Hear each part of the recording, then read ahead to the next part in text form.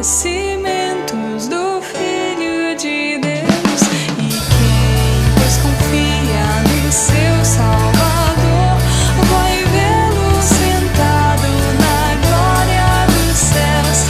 Exultai, vinde todos louvar a Jesus, salva-nos, a Jesus Redentor. A Deus demos glória, porquanto no céu seu Filho bendito por nós todos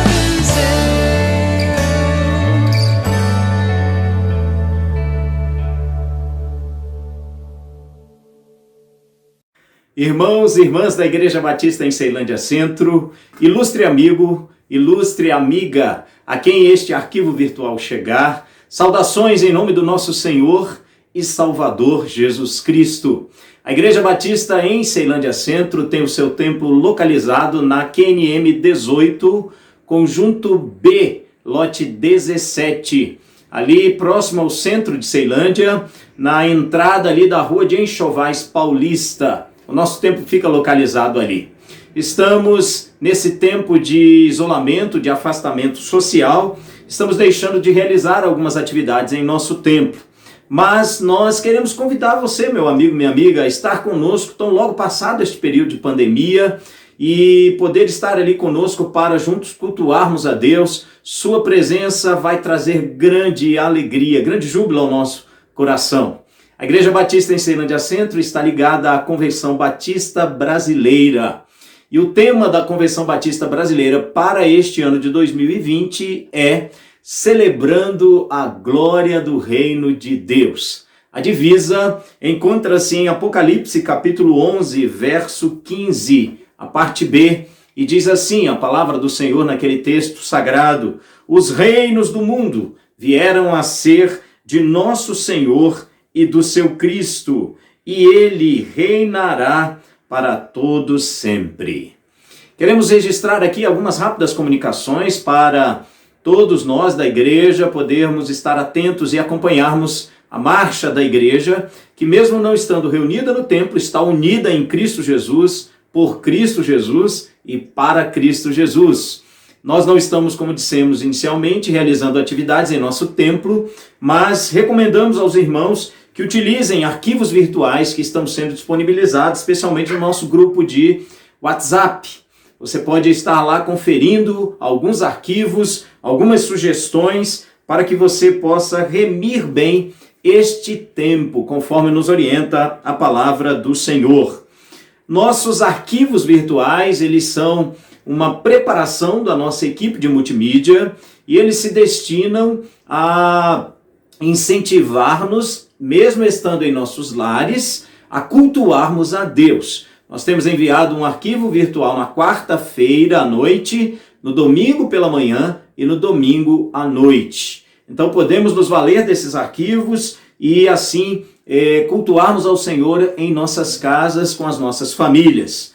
Todavia, ainda que não estejamos lá no templo realizando atividades, algumas atividades têm sido realizadas, como ensaio do coral Adoração. As aulas da Escola Bíblica Dominical também estão sendo ministradas no arquivo virtual preparado para o domingo de manhã.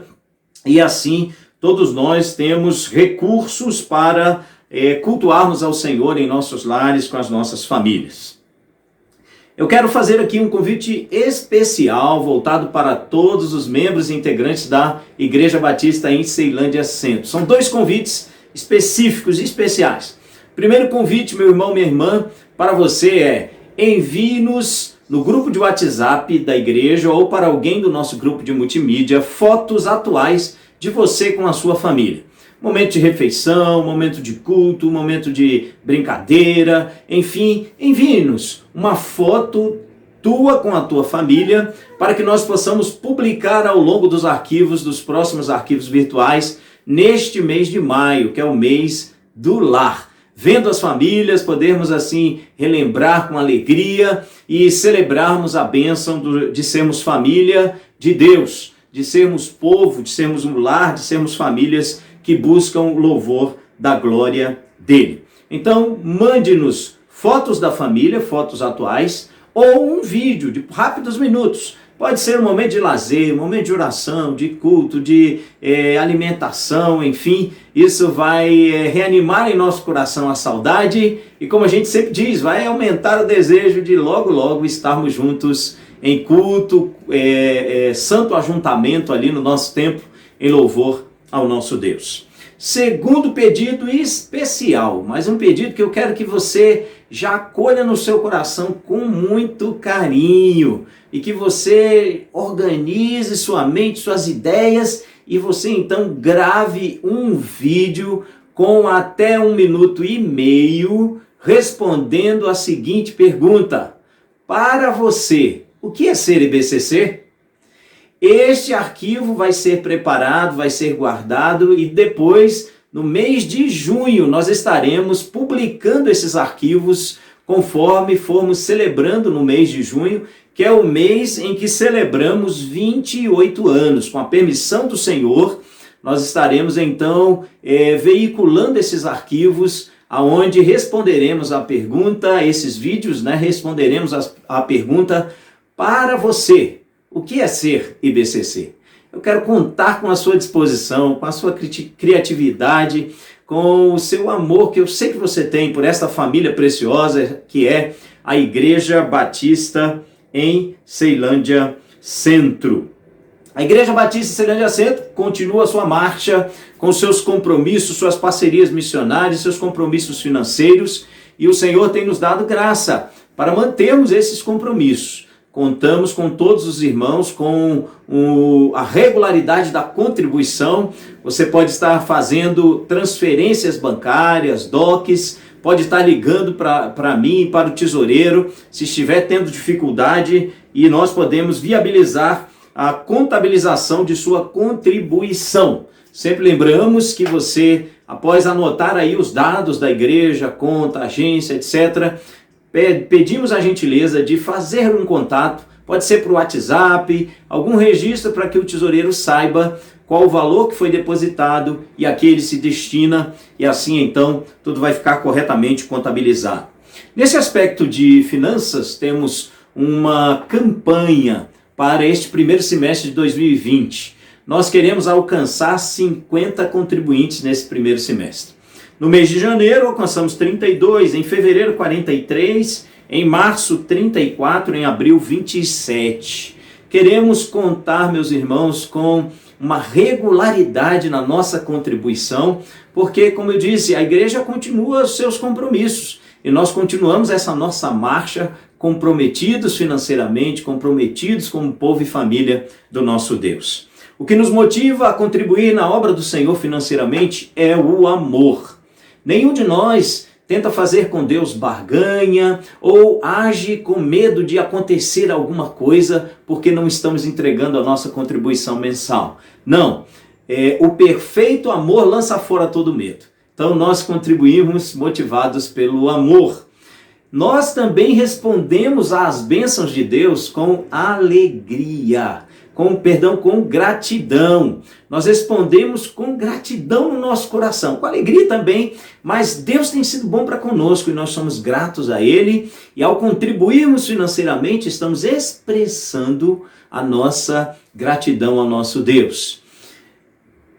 Desejamos ser fiéis como é fiel o nosso Deus. Ele é um Deus maravilhoso que não muda jamais. Nós é que somos às vezes instáveis nos nossos compromissos, na nossa devoção a Deus, mas o Senhor, Ele jamais muda, Ele não pode negar a si mesmo.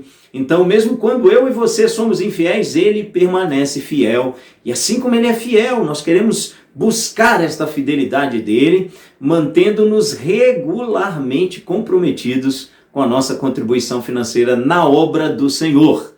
E o que traz sim alegria, júbilo ao nosso coração é podermos participar desta obra de maneira generosa, com generosidade, sem pressão, sem medo, sem coação, sem tentativas de barganha. Isso alegra o nosso coração, porque Deus nos chama, nos convida e nos dá recursos que dele são para Ele devolvermos, fazermos a obra dele para Ele e com Ele. É isso que traz ao nosso coração grande júbilo, grande alegria. Portanto, continuemos então com esse compromisso de contribuição. Desejamos alcançar até o final desse semestre o nosso número de 50 contribuintes. Que o Senhor nos abençoe. Se você ainda não faz parte, envolva-se. É o momento de você fazer isso de maneira comprometida diante do Senhor, prosseguir nesse compromisso, nessa regularidade, para a glória do Senhor Jesus. Prossigamos nesse arquivo virtual que propõe-nos culto a Deus, com orações, com cânticos, com proclamação da palavra do Senhor.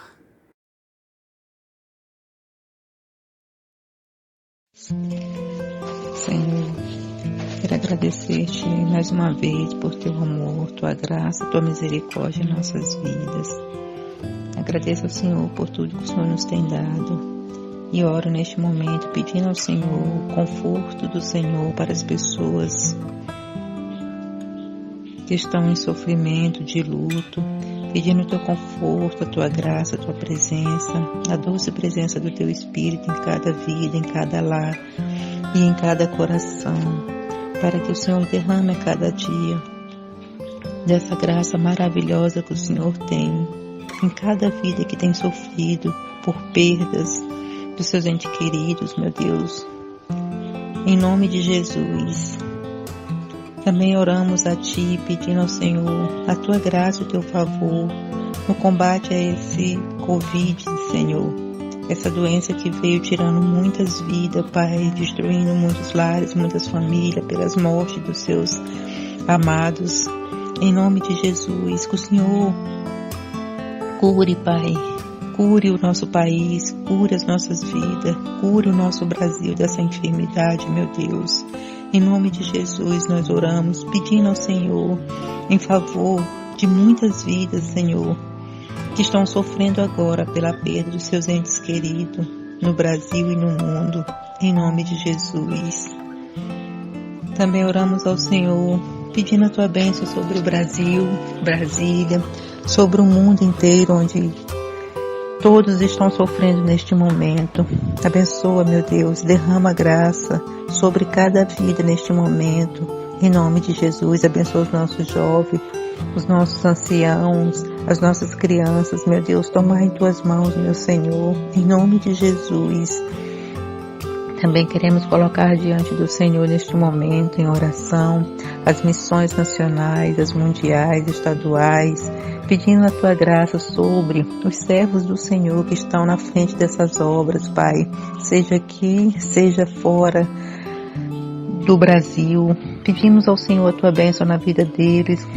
Existem muitos lugares onde a Tua palavra não é permitida, não pode ser lida, não pode ser pregada, mas o Senhor é Deus, é soberano, e nós clamamos ao Teu favor para que o Senhor dê graça aos homens e mulheres fiéis a Ti, que amam a Tua obra, que estão na frente dessa obra. A graça do Senhor, a força, a renovação da fé, a alegria, a esperança no Senhor, porque sabemos que o Senhor abre porta onde não existe, meu Deus. Nós clamamos a Ti em favor das missões, Senhor, pedindo a bênção do Senhor na vida de cada um desses homens, e que preparai o coração daqueles que precisam ouvir a Tua palavra, em nome de Jesus. E pela igreja perseguida também, colocamos diante do Senhor, porque sabemos que é difícil, Pai, lugares onde a Tua palavra não pode entrar, mas colocamos nas Tuas mãos, porque o Senhor é soberano e o Senhor pode todas as coisas, Pai, em nome de Jesus. Oramos pela saúde dos membros da IBCC, de cada família da IBCC, pedindo a bênção, pedindo a saúde, pedindo ao Senhor a cura para aqueles que se encontram enfermos. Agradecida a Ti pela vida daqueles que o Senhor tem restaurado a saúde, como a da irmã Alzira, outros irmãos, Senhor, também que têm tido a sua saúde restabelecida. Nós oramos em favor de cada membro da IBCC, cada família, pedindo a graça e o favor do Senhor todos os dias, em nome de Jesus. E oramos também pelas famílias que vivem em volta do nosso templo, as ruas ali da 18, nós colocamos cada família em Tuas mãos, porque somente o Senhor conhece cada coração, cada vida. E nós pedimos ao Senhor a Tua graça, o Teu favor, intercedemos por essas vidas. Também pedindo ao Senhor que os corações de cada família seja quebrantado para receber a Tua palavra, Senhor, para receber o Teu Filho amado. Em nome de Jesus, meu Deus, derrame da Tua graça na vida de cada uma daquelas pessoas, de cada família, em volta do templo da IBCC, meu Deus, em cada quadra. O Teu Espírito alcança essas famílias, meu Deus, com Teu amor, Tua graça, Tua salvação, Teu poder. Em nome de Jesus, traga paz e refrigério, porque somente o Senhor conhece cada coração, cada vida, cada pessoa que tem sofrido, meu Deus. Em nome de Jesus, nós pedimos a Ti também neste momento, pelos empregos, concurseiros, que o Senhor possa estar abençoando, porque muitos têm perdido seus empregos. Nós oramos para que o Senhor provenha o recurso, tanto financeiro como na saúde, no psicológico de cada um, porque não é fácil, Pai. Cada um tem família, tem filhos para sustentar. Nós oramos pedindo ao Senhor que venha, Deus, abençoar essas famílias com bênçãos do Senhor em todas as áreas de suas vidas, meu Deus. Em nome de Jesus, derrama sobre eles a Tua graça, abrindo portas, meu Deus, mesmo em meio a dificuldades e a tudo isso que esteja acontecendo, o Senhor continua sendo Deus. Nós pedimos a Tua bênção sobre cada vida que se encontra desempregada, que perderam os seus empregos, meu Deus, em nome de Jesus, e que o Senhor abençoe e conserve os empregos daqueles que estão trabalhando ainda, Senhor, em nome de Jesus. Abençoa também os concurseiros neste dia, aqueles que têm feito concurso, que o Senhor possa estar abrindo portas, meu Deus, e abençoando cada um deles em nome de Jesus. Oramos pedindo a Tua bênção sobre Ceilândia, sobre o Brasil e o mundo inteiro, Senhor, que tem sofrido de todas as maneiras. Pedimos a Tua bênção, abençoa este povo, abençoa esta nação, abençoa as autoridades, os governantes do nosso país, dando direção, dando sabedoria a cada um. Em nome do Teu Filho Jesus, meu Deus, derrame a Tua graça, Senhor, e que o Senhor nos oriente, que o Senhor nos dê força cada dia para Te buscar, que o Senhor esteja a sustentar essas famílias que têm sofrido, perdendo os seus entes queridos em todo o mundo, Pai. Em nome de Jesus, eu Te agradeço mais uma vez, Pai, e coloca as nossas vidas diante do Senhor. Agradecida em nome do Pai, do Filho e do Espírito Santo de Deus. Amém.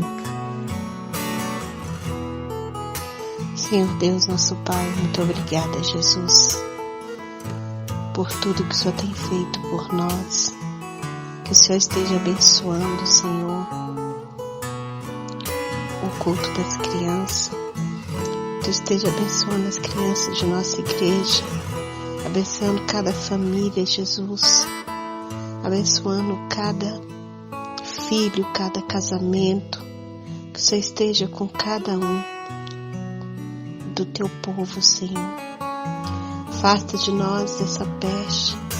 Fica conosco, Senhor, em nome de Jesus. Muito obrigado pelo Teu amor, pelo Teu compromisso conosco. Muito obrigada, Jesus, porque Tu nos ama.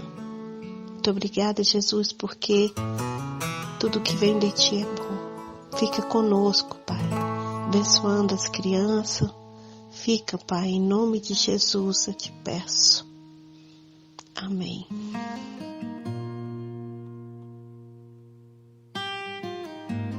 Papai do céu, muito obrigado por tudo que você nos dá.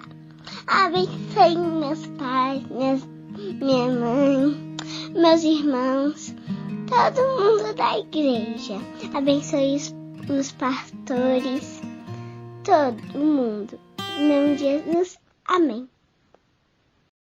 O nosso Deus é muito bom. Eterna a sua bondade, a sua misericórdia não tem fim, se renova a cada manhã.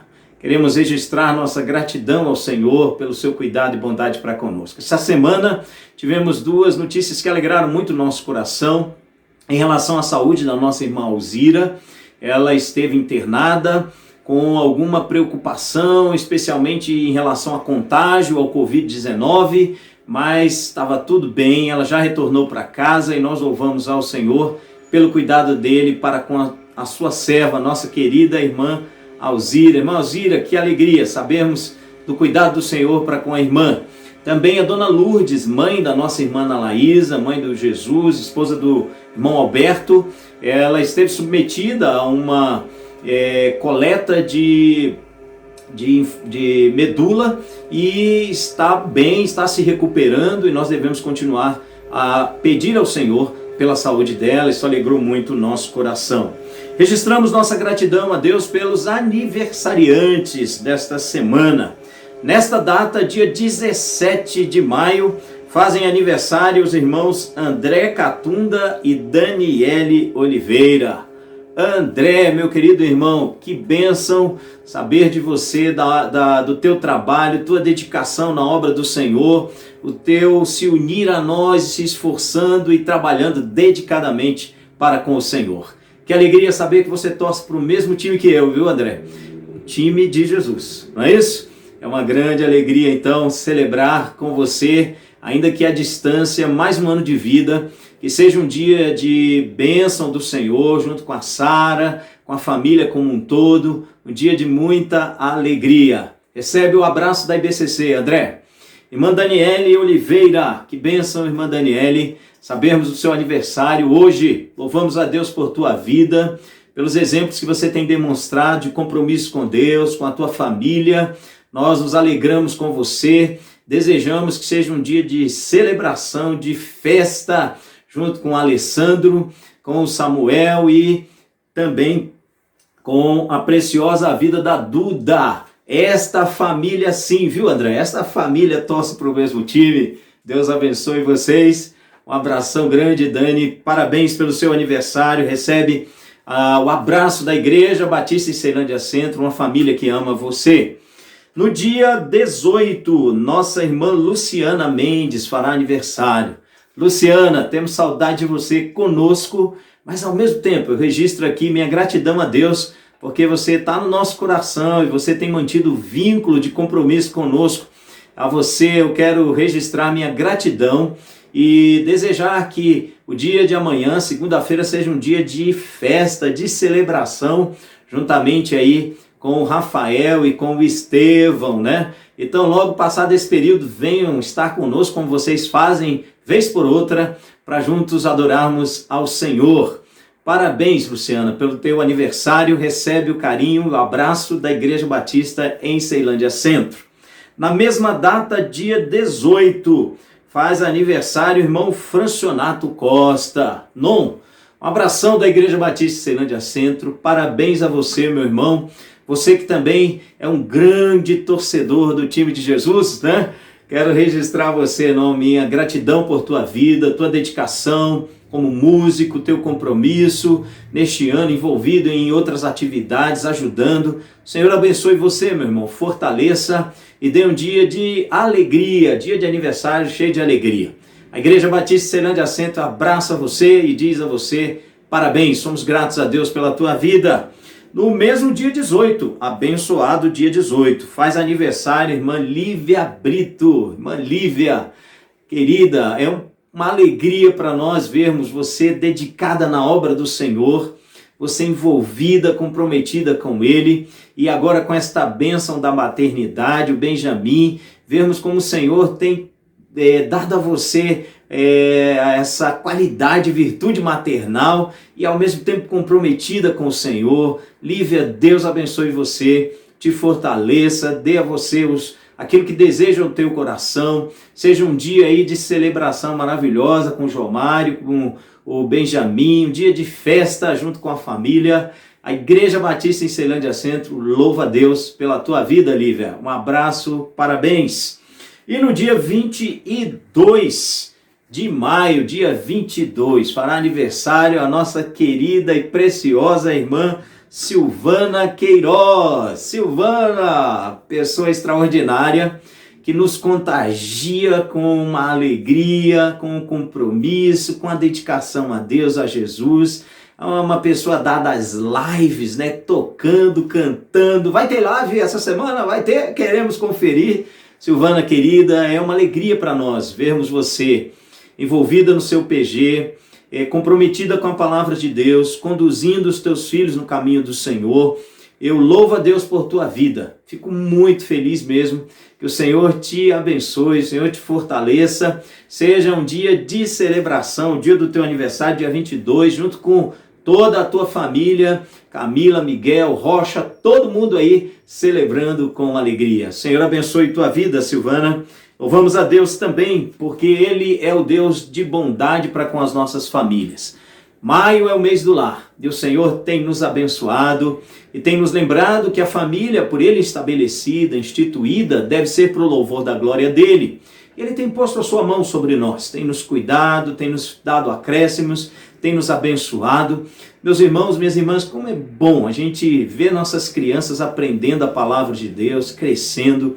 Como é bom vermos uma dedicação ao Ministério de Infância. Como é bom a gente poder, voltando para casa, reforçar no coração de nossas crianças os valores que também na casa de Deus elas têm aprendido. Então louvamos a Deus pela bênção da família, maridos, esposas, filhos, mães, pais, irmãos e todos os entes do lar. Louvamos a Deus por esse cuidado precioso dele. Gratidão a Deus pela bênção do trabalho. O Senhor tem nos dado força para o trabalho, os recursos que advêm do trabalho. Não obstante aí este período de afastamento, mas muitos de nós temos trabalhado em casa e às vezes as tarefas estão até aumentando mais e o Senhor tem nos dado essa alegria da bênção do trabalho.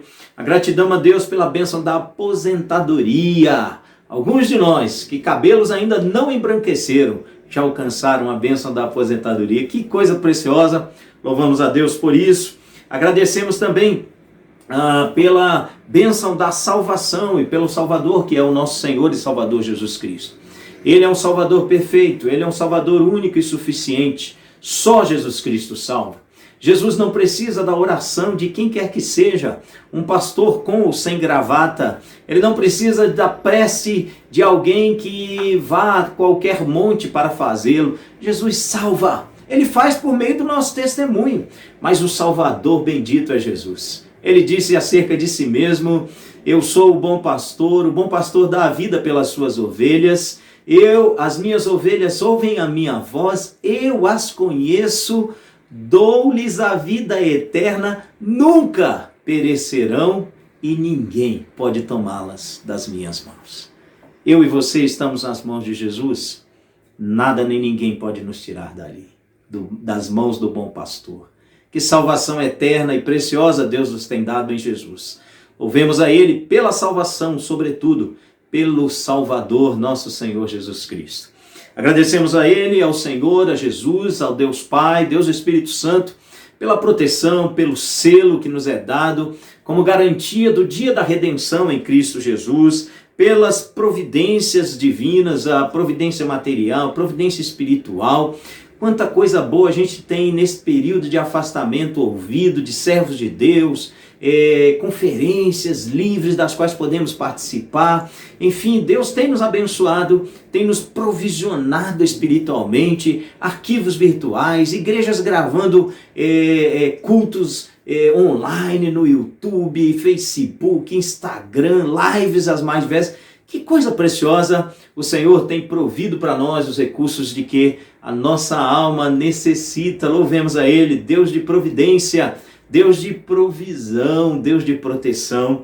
Adoramos ao Senhor e agradecemos por outras datas festivas. Talvez você tenha aí uma lembrança de alguma data festiva, conversão, batismo, o dia que começou o namoro, casamentos, enfim. Celebre ao Senhor, agradeça ao Senhor, louve ao Senhor porque Ele é bom e a sua misericórdia é para sempre. Louvamos a Deus a bênção da saúde. Falávamos da irmã Alzira, da dona Lourdes. O Senhor tem nos preservado neste período de pandemia.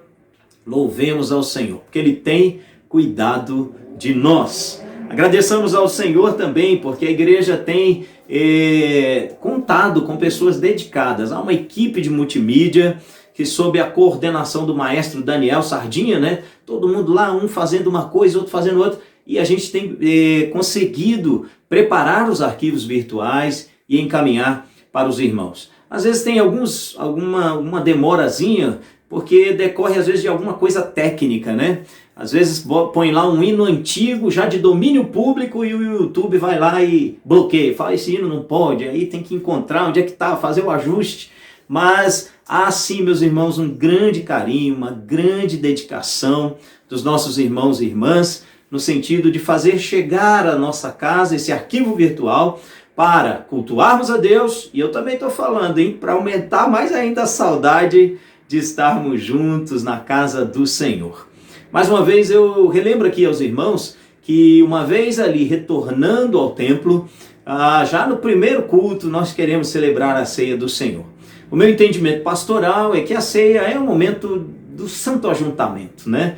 Ainda que respeite a posição de colegas de outras igrejas, têm feito ceias virtuais, tem toda a minha admiração e respeito, o meu pensamento é que devemos fazer isso como corpo, como família reunida, sentindo ali o calor espiritual, a presença ali, estarmos juntos num santo ajuntamento ao Senhor, né? Celebrando o fato de que o Cordeiro dele morreu para levar os nossos pecados. Então, logo passado esse período, nós vamos, com a permissão do Senhor, fazê-lo assim para a glória do Senhor Jesus. E já queremos louvar a Deus pela Igreja Batista em Ceilândia Centro. Sua existência, com a permissão do Senhor, agora no mês que vem, mês de junho, completaremos 28 anos de inauguração, de fundação da igreja.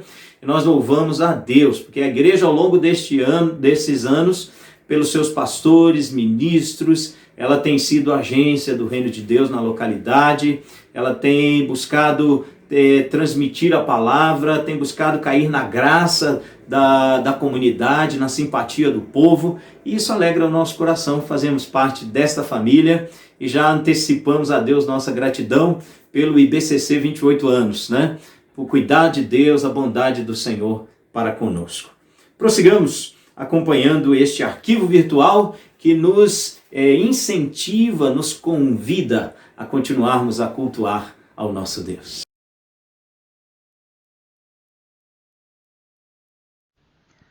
Ó Deus nosso Pai, nós viemos te louvar, Senhor, e adorar teu santo nome.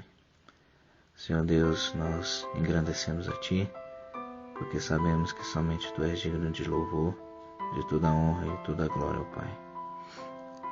Pedimos perdão por nossas falhas, naquilo que temos desagradado Teu Santo Espírito, Senhor. Também Te agradecemos, ó Deus, por tudo, apesar de sermos pecadores, mas mesmo assim o Senhor faz, ó Deus, com que sejamos Seus filhos, ó Deus. Eu venho Te pedir, ó Deus, pelas crianças da nossa igreja.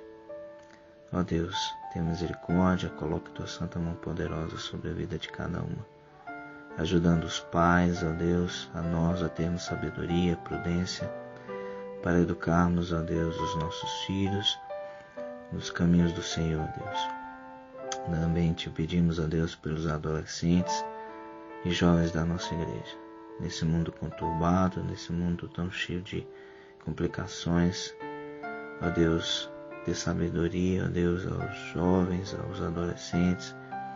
Também, ó Deus, nos ajude a sermos testemunhas vivas, para que eles, ó Deus, possam entender por meio das nossas vidas, por meio do nosso testemunho, que Tu, ó Deus, és o único, e para que realmente tenhamos alegria plena, para que realmente entendamos que somos mais do que vencedores, ó Deus, nós devemos fixar os nossos olhos em Ti, nós devemos fixar, ó Deus, a nossa visão na Tua santa palavra, ó Deus.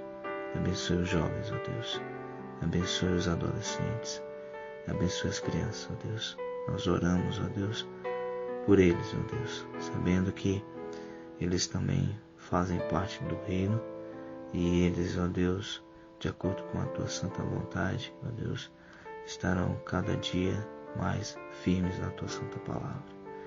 É no nome de Jesus Cristo que nós oramos e agradecemos. Amém, Deus.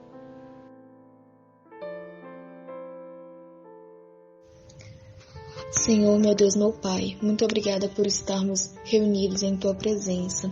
Eu gostaria de Te agradecer por tudo que o Senhor tem feito e por tudo que vais fazer. Gostaria de agradecer pela Tua misericórdia sobre nossas vidas. Obrigada, Pai, por nos abençoar e nos iluminar. Senhor, eu gostaria de agradecer por todos os pais e mães da nossa igreja e interceder pela vida de cada um deles. Que o Senhor possa os guardar, dar paz em seus corações, paciência, compreensão, saúde, amor.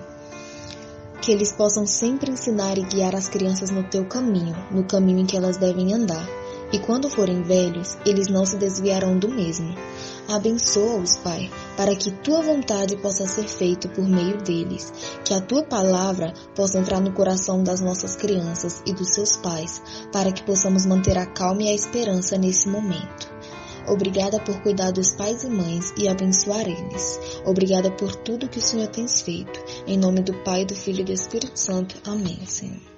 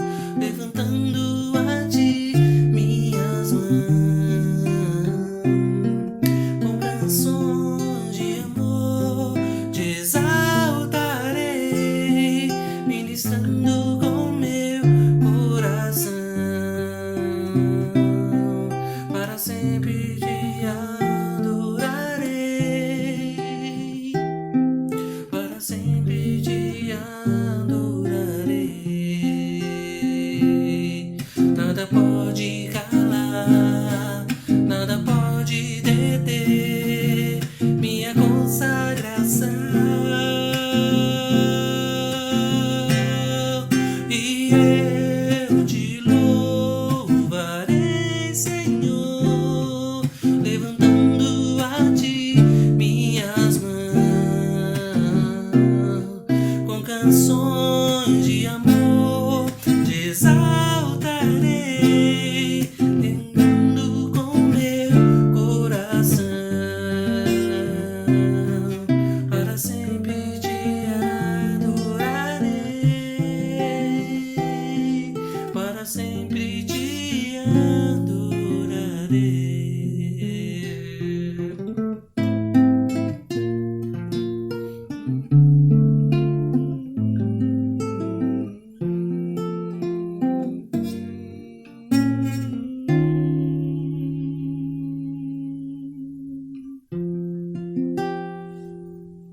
mês de maio é o mês do lar e nós, com alegria, celebramos nesse mês a bênção da família. Deus a estabeleceu, Deus a instituiu e nós então assim enfatizamos o nosso cuidado, a nossa atenção para aquilo que Deus também dá muita atenção, que é a família. Lendo um texto bíblico neste primeiro arquivo virtual deste domingo, quero apresentar uma mensagem voltada para esse tema da família, o Senhor permitindo no arquivo da noite uma segunda mensagem também voltada para a lembrança do mês da família, o mês do lar. O texto para o qual nesta primeira mensagem chamo sua atenção é aquele encontrado no Salmo de número 127, a parte A do verso 1. Diz assim a palavra do Senhor, Salmo 127, verso 1, parte A. Se o Senhor não edificar a casa, em vão trabalham os que a edificam. Se o Senhor não edificar a casa, em vão trabalham os que a edificam. Vamos orar. Senhor nosso Deus, ao Senhor que soprou a tua palavra, que vela e zela por fazê-la cumprir, rogamos. Aplica o nosso entendimento à luz da compreensão da tua palavra e ao mais profundo do nosso ser, todos os princípios eternos e imutáveis da bendita palavra do Senhor. No nome de Jesus oramos e assim diante do Senhor nos dispomos. Amém, Senhor. Nesse precioso texto do Salmo 127, para uma introdução e a fim de, conforme formos falando nesta mensagem, gostaria que você tivesse em mente a compreensão de duas palavras desse versículo. A primeira palavra é casa. Casa aqui refere-se a lar, refere-se a família, relembrando a importância dela, família, como sendo uma instituição divina. Se retornarmos nossos olhos às primeiras páginas da palavra de Deus, a Bíblia Sagrada, livro de Gênesis, nós vamos encontrar Deus ali no paraíso perfeito, com seres que ele criou à sua imagem e semelhança, perfeitos, estabelecendo e instituindo a família. Nós dizemos com segurança e certeza que família e igreja são instituições pelo próprio Deus estabelecidas e que elas jamais serão destruídas.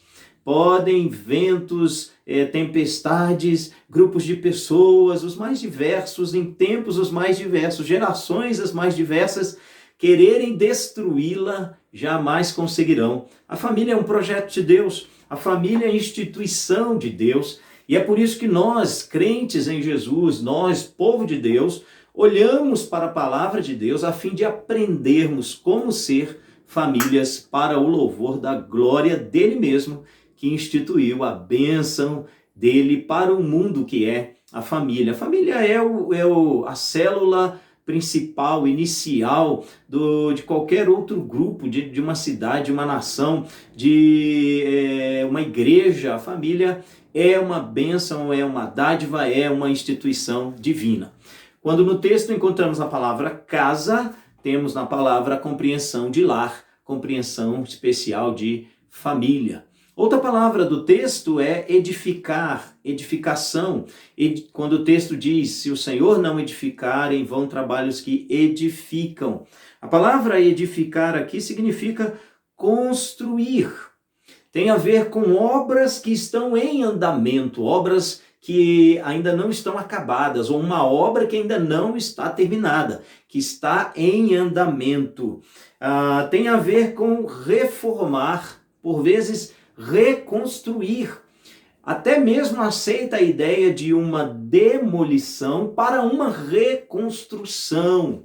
Tem a ver essa ideia, então, de edificação, desconstruir uma coisa para construir novamente. E quantas vezes no contexto do lar, da família, no nosso contexto como participantes de uma família, nós vemos Deus em nós mesmos, em nossa família, trabalhando, aparando arestas, retirando coisas, nesse bom sentido, destruindo coisas que não prestam para construir uma edificação para o louvor da glória dele. Então, edificação inclui também esta ideia. Tem a ver também com uma consolidação em base firme. É uma construção consolidada, firmada, bem fundamentada. Tendo essas duas considerações iniciais, a explicação sobre casa e edificar, edificação, eu quero com você, nesse versículo tão precioso do Salmo 127, parte A do versículo 1, pensar sobre dois agentes de edificação da família. O primeiro agente que o texto nos assegura aqui é o Senhor. Palavra preciosa esta. Na quarta-feira e em vários momentos eu relembro isso. Olhando para o livro de Salmos, você vai encontrar em alguns momentos, em vários salmos, a palavra Senhor com todas as letras em maiúsculas. Em outros momentos está só Senhor, só com a primeira letra maiúscula. Quando todas as letras aparecem em maiúscula, a palavra original no texto hebraico significa Jeová, Yahvé, Javé, alguma coisa assim, porque os judeus eles não citavam o nome de Deus, usavam só consoantes, e aí a gente não sabe muito bem a pronúncia, mas refere-se ao Eterno. Alguém com muita propriedade, ao ser perguntado se Deus existe, respondeu não, Deus não existe, Deus é. E esta é uma verdade, sim, Deus é. O que existe são ídolos que nós eventualmente formamos, que vemos, que podemos tocar ou construir segundo as ideias humanas. Mas o Deus que verdadeiro ele é eterno. Por diversas vezes nós vamos encontrar na Bíblia este verbo aplicado a Deus. Deus é. Lembra-se de Moisés, quando Moisés diz: eu vou falar para o povo quem me enviou. E Deus disse para ele: vai e diz que eu sou, te enviou. Então o nosso Deus ele é eterno. Essa é uma característica daquele que não tem começo, não tem meio, não tem fim. Ele é eterno. Usando então a expressão, a palavra errada, ele existe desde sempre, existe nele mesmo. Ele é eterno. Essa é uma das características dele. Ele que criou a família. Antes dela existir, ele é. Deus é no passado, Deus é no presente, Deus é no futuro, Deus está no futuro agora. Para ele não há essa ideia do tempo que ele mesmo criou e no qual ele nos colocou, ainda que ele valorize as questões temporais, mas ele é um ser atemporal. Então ele que estabeleceu, que instituiu a família, é ele que edifica a família segundo sua vontade, segundo suas normas, segundo o seu padrão. Ele é, portanto, um sábio arquiteto, um sábio engenheiro, um sábio criador. Ele é cheio de criatividade no que ele faz, nas construções, nas obras dele. Ele atua de forma segura, firme, plena de sabedoria, com criatividade. Ele está edificando famílias como o sábio projetista, o sábio engenheiro, o grande arquiteto. Ele é soberano, de maneira que as famílias que ele chama para si e que são dele, estão sendo por ele edificadas. E na sua soberania e poder, nada nem ninguém destruirá as famílias que são dele, que ele mesmo chamou para si, que a ele se achegaram pelo seu amor, pelo seu chamado, pelo sacrifício do seu filho, Jesus. Esse Deus valoriza tanto a família, porque podemos olhar na sua eternidade e ver uma família, Pai, Filho e Espírito Santo. É a família triuna estabelecida, por isso que a família por ele foi instituída e por ele é protegida, de maneira que, sendo ele soberano, nada nem ninguém, por mais que tente, conseguirá destruir e extirpar família como instituição de Deus na face da terra. Eu e você podemos encontrar, ou podemos às vezes até viver disfuncionalidades, famílias disfuncionais, famílias que não glorificam a Deus. Todavia, estas disfuncionalidades, estas falhas, estas exceções, por assim dizer, elas só confirmam uma regra: família é a instituição de Deus, família é a instituição pelo Deus eterno, soberano, protegidas. As famílias são por ele protegidas porque ele é soberano. Esse Deus eterno, soberano, que edifica a casa, que edifica o lar, que edifica as famílias, ele é um Deus que é o construtor, criador, que estabeleceu e que nos ofereceu um manual sobre como devemos e podemos ser famílias para o louvor da glória dele. Ele nos deu a sua palavra. A Bíblia é o manual de família de Deus. Como ser uma família para o louvor da glória de Deus? Por isso que a gente olha para a Bíblia, a gente busca as orientações bíblicas e lá nós vamos encontrar do início ao fim na Escritura, orientações sobre como o fabricante, como o criador das famílias, como aquele que instituiu as famílias, instituiu a família, deseja que sejamos para a glória dele. Esse Deus, algo extraordinário nesse versículo, esse Senhor, ele edifica as famílias trabalhando. Deus trabalha. A própria palavra edificação traz consigo a ideia de trabalho. Deus põe literalmente a mão na massa das nossas famílias. E aqui a gente pode relembrar a ideia do profeta Isaías, quando ele disse: nunca se viu, nem desde a eternidade se ouviu um Deus além de ti que trabalha por aqueles que nele esperam. Isaías capítulo 64, verso 4. Deus trabalha, ele está edificando, ele está com a mão na massa, literalmente, da minha e da sua família. O profeta Jeremias, quando o Senhor disse a ele: desce à casa do oleiro, Jeremias capítulo 18, e ele vê como o oleiro tem poder sobre a massa.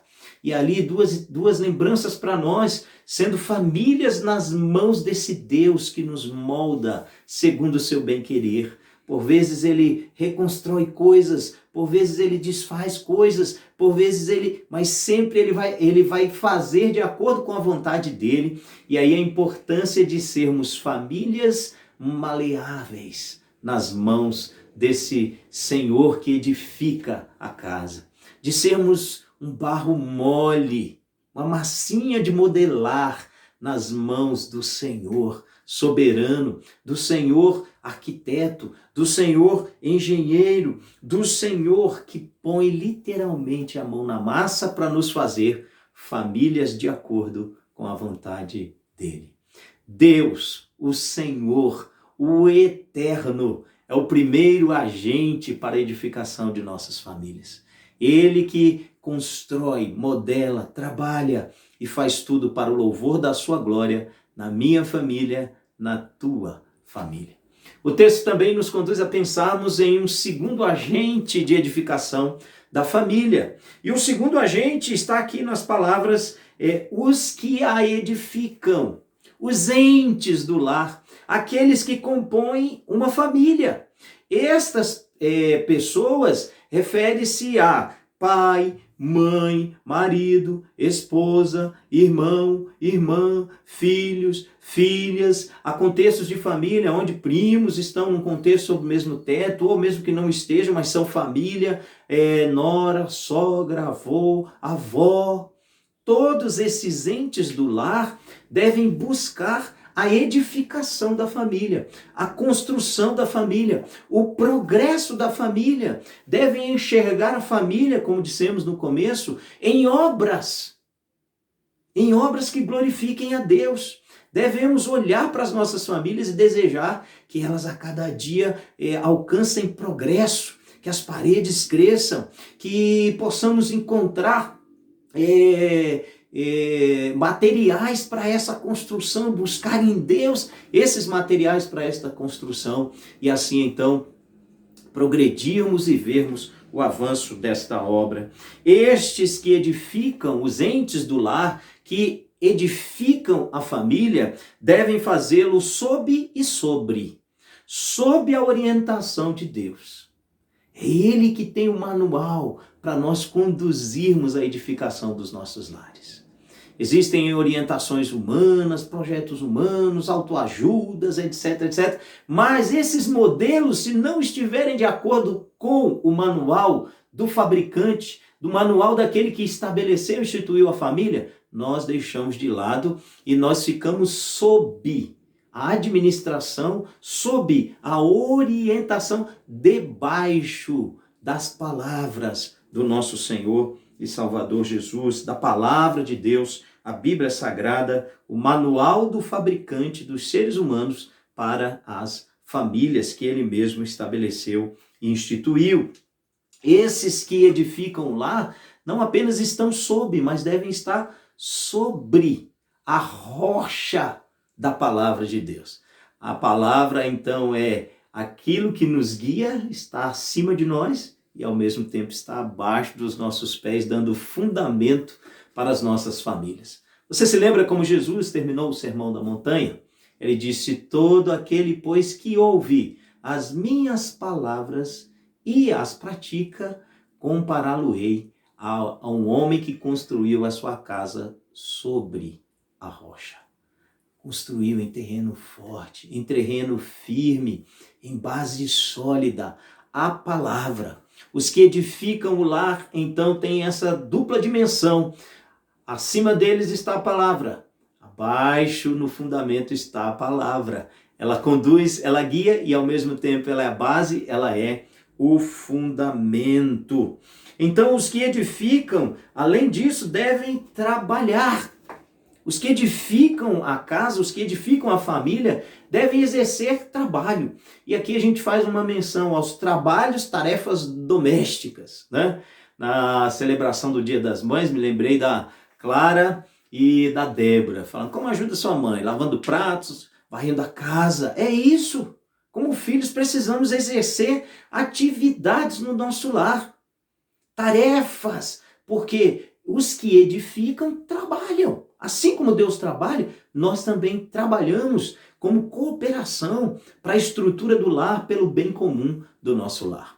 Em minha casa, com alegria, tem 2 atividades, tarefas do lar, que eu não abro mão para ninguém. Ninguém tasca, elas 2 são minhas. É a tarefa de lixeiro e lavador de banheiro. São minhas, ninguém pega. Tá comigo, né? E assim, então, nós mostramos que somos uma equipe, que o lar, que a família é uma equipe e nós exercemos essas atividades. Nesse tempo de pandemia, né, estamos aí também ajudando as crianças de uma forma mais intensiva nos aspectos de escola à distância. Estamos fazendo outras tarefas aí, quem sabe um cano está quebrando, uma lâmpada para trocar, uma tomada para ajustar, enfim, estamos juntos. Nós somos um lar, nós somos uma equipe e trabalhamos em função da nossa família. Também o aspecto do trabalho é aquele ligado a uma atividade laborativa que renda recursos financeiros. Quando começamos a trabalhar no contexto do lar como crianças, nós valorizamos a dignidade e a importância do trabalho, inclusive do trabalho remunerado. Hoje não tem como mais só o homem, o marido, o pai trabalhar, está todos nós envolvidos trabalhando. O quanto antes pudermos, já arregaçarmos as mangas, já desenvolvermos alguma atividade, fazermos algo que traga recursos financeiros na construção do lar, no bem-estar, nos recursos de víveres, alimento e outros recursos importantes do lar. Os que edificam, assim como Deus, trabalham no contexto do lar, exercem atividade laborativa com retorno de recursos financeiros. Os que edificam devem edificar vivendo a vida em comum do lar. O apóstolo Pedro, em sua primeira carta, capítulo 3, verso 7, orienta aos maridos que vivam a vida em comum do lar com as suas esposas. Essa palavra dele, dirigida aos maridos, é aplicável a todos os entes do lar, a todos os componentes integrantes de um lar, de uma família. Naquele texto, quando Pedro diz, vivei a vida em comum do lar, a palavra original daquele texto significa um tipo de amor quase nunca lembrado por nós, que é ressaltado também nas Escrituras Sagradas, assim como aqui, por Pedro, nesse texto, capítulo 3 da na sua primeira carta, verso 7.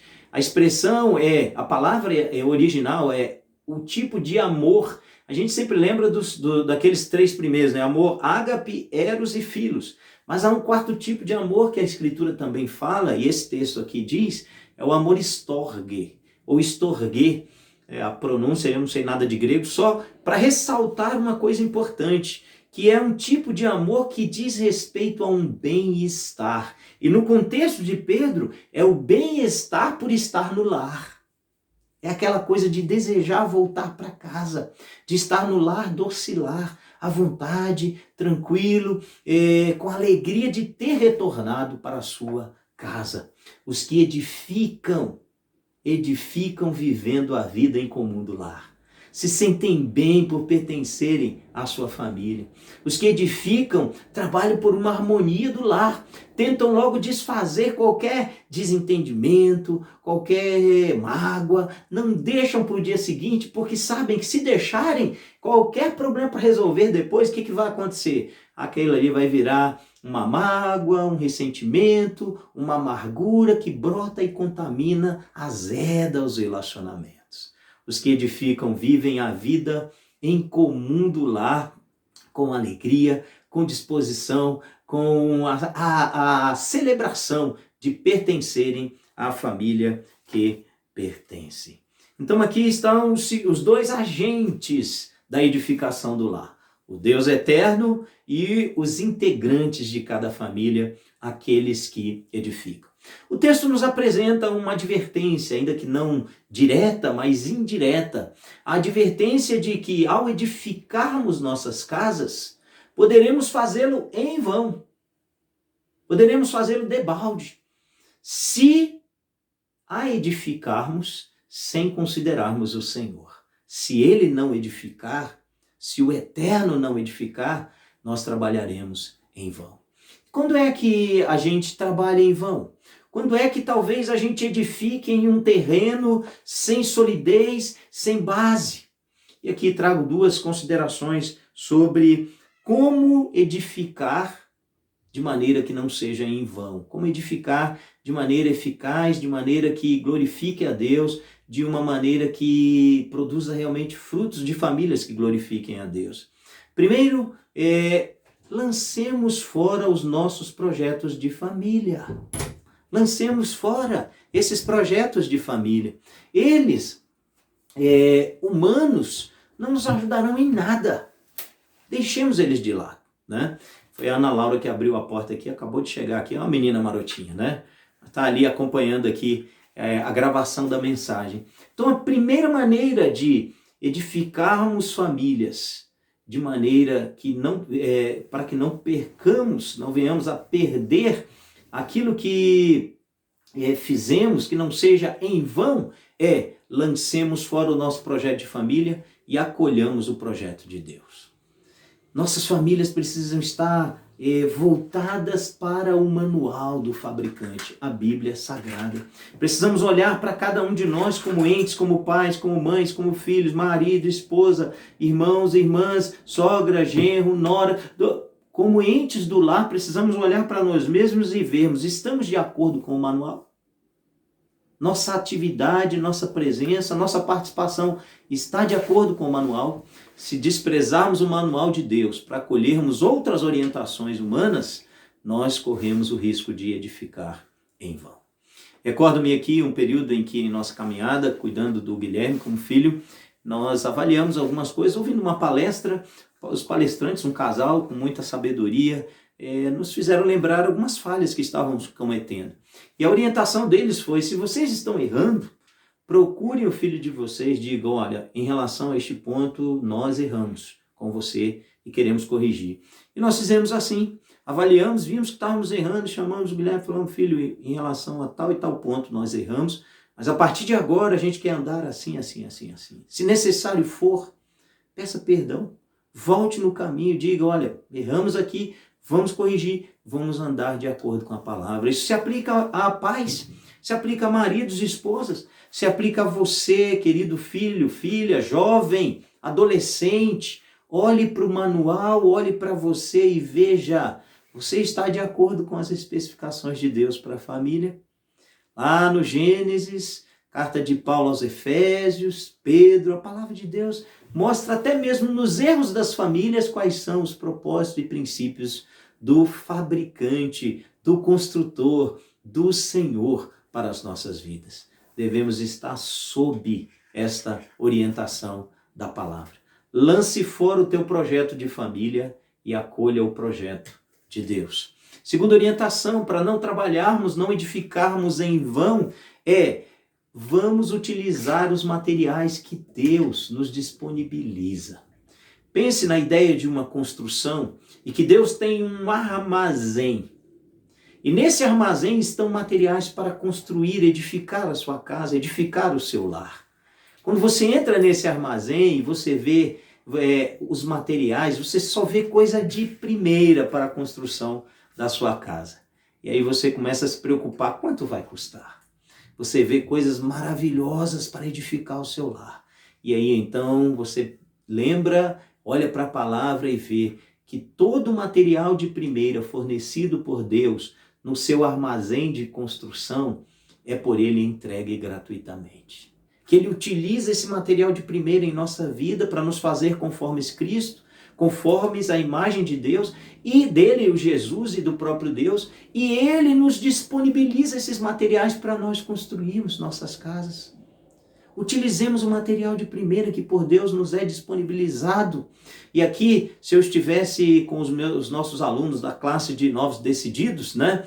O Ezra, Danilo, a Clara, a Luísa, a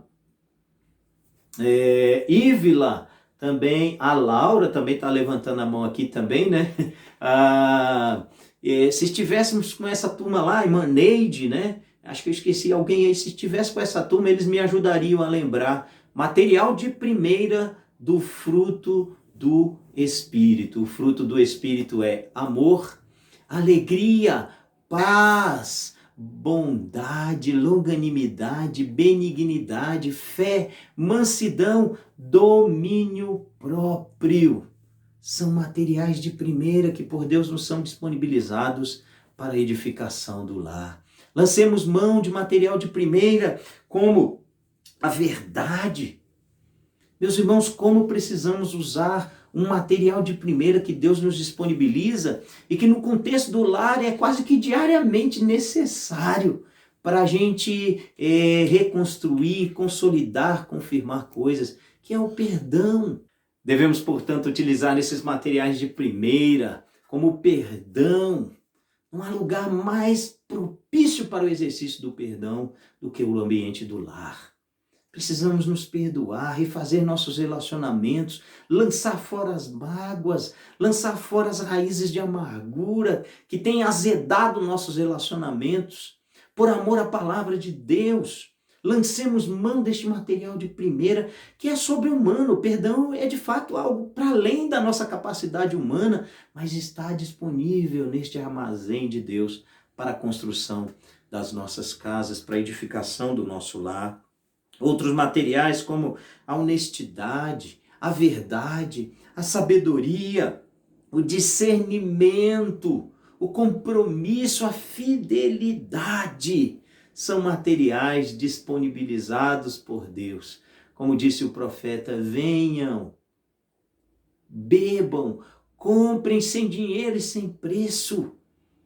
Esses materiais pelo Senhor disponibilizados para que venhamos a utilizar deles e eles na construção, na edificação de nossas casas, dos nossos lares. Poderia até acrescentar um material, digo eu, não o Senhor, né? Um material que eu quero sugerir a você que pode ser útil também nesta edificação do lar. É cafuné e massagem no pé. Também ajuda muito, né? Mas deixando de lado estas brincadeiras, concluo esta mensagem, irmão, irmã, você que me ouve, relembrando aqui uma frase que a primeira vez eu a vi em uma agência bancária. Enquanto aguardava o atendimento, em um quadro estava escrito o seguinte: nenhum sucesso na vida justificará o fracasso no lar. Palavras melhores que estas são: Se o Senhor não edificar a casa, em vão trabalham os que a edificam. Vamos orar. Ó Deus, permita-nos, Senhor, entendendo a Tua palavra, possamos nela crer, crendo, possamos nela confiar, confiando, possamos colocá-la em prática. Tem misericórdia de nós, Senhor. Oro agora pelas famílias da IBCC. Ajuda-nos a sermos por esta palavra alimentados, alentados, confortados, mas também desafiados a colocarmos esta bendita palavra no contexto do nosso lar em prática. Pedimos, Senhor, que o Senhor assim faça por amor a Ti mesmo e à Tua palavra. Pedimos que o Senhor ministre ao nosso coração Tua graça, que aperfeiçoa o Teu poder nas nossas limitações e nas nossas fraquezas. Ajuda-nos a lançarmos mão do Teu projeto, a lançarmos mão dos materiais de primeira qualidade que o Senhor nos dá para a construção de nossas famílias. Tem misericórdia de nós. Oramos assim confiantes em nome de Jesus e para a glória de Jesus. Que a graça do nosso Senhor e Salvador Jesus Cristo, o amor de Deus, o nosso Pai, a comunhão e consolação bendita do Espírito Santo de Deus, sejam com todas as famílias da Igreja Batista em Ceilândia Centro e com toda a família de Deus espalhada por toda a terra, hoje e para todos sempre. Amém.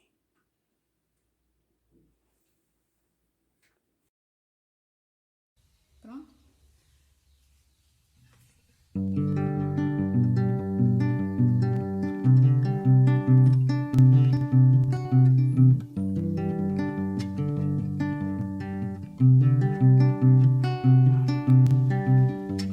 Não há maior, não há igual a Ti, amigo fiel, consolador, Tu és.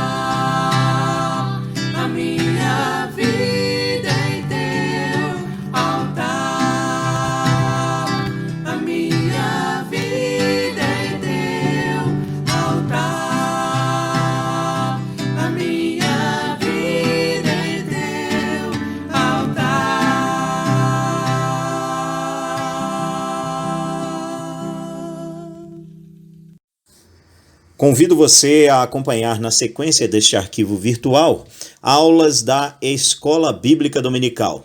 A primeira voltada para as nossas crianças, preparada pelo Ministério Infantil. E a segunda aula, preparada pela nossa Escola Bíblica Dominical para jovens, adolescentes, adultos. Tenho certeza que você crescerá na graça e no conhecimento do nosso Senhor e Salvador Jesus. Bom dia, crianças! Tudo bem com vocês? Nós vamos aprender um pouquinho mais sobre perdoar. O versículo-chave que a gente vai aprender essa semana está em Colossenses 3:13. Decorem, viu? Quero que vocês decorem até semana que vem. Vamos colocar no grupo da igreja um vídeo ou um áudio de vocês falando esse versículo. Conto com vocês, viu? O versículo em Colossenses 3:13 diz assim: suportem-se uns aos outros e perdoem as queixas que tiveram uns contra os outros. Aí a parte que é para vocês decorar é essa: perdoem como o Senhor lhes perdoou. Colossenses 3:13, parte B. Então vamos repetir? Perdoem como o Senhor lhes perdoou. Colossenses 3:13. Muito bem. Então, minhas crianças, a história de hoje chama O Dedo Duro. Vocês sabem o que é dedo duro? Uma pessoa dedo duro?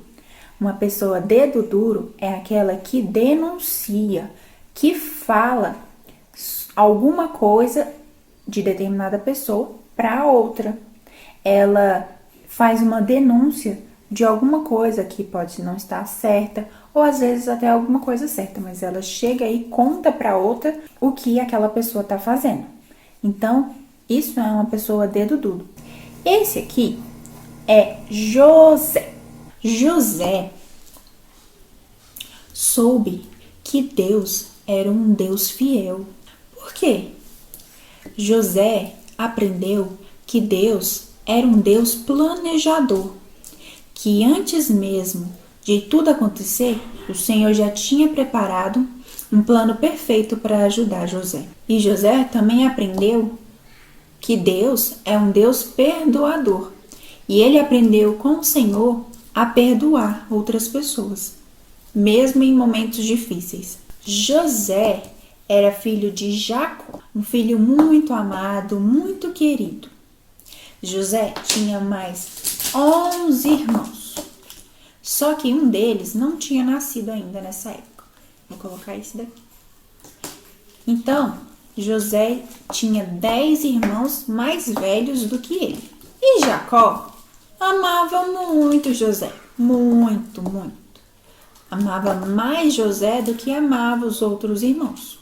E os outros irmãos percebiam isso e ficavam muito chateados. Ficavam muito bravos e não gostavam de José. Eles não gostavam. Porém, tinha outra coisa que fazia diferença entre os irmãos. Jacó fazia com que José aprendesse a escrever, aprendesse a ler.